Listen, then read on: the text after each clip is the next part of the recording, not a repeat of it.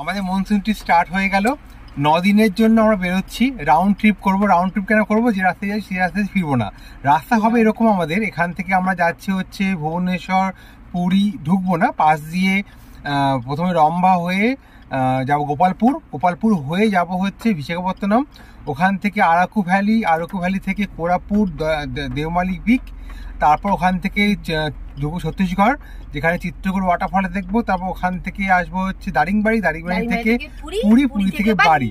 আমাদের এই রুটটা হবে পুরোপুরি, আমরা গাড়ি করে যাচ্ছি এটা। আর আমাদের এই রুটটাতে দেখা যাচ্ছে আজকে আমাদের এখন স্টার্ট করছি, বাজে 10টা বাজে। তো আমাদের এখান থেকে যাব ফার্স্ট হচ্ছে বিশাখাপত্তনম। এখান থেকে দেখাচ্ছে 890 কিলোমিটার, মানে 16 ঘন্টা লাগা কথা ম্যাক্সিমাম। আর আমাদের এই ট্রিপে রাস্তা কেমন সব দেখাবো। কিছু বুক করা নেই, সব সার্টেন প্ল্যান রাস্তায়।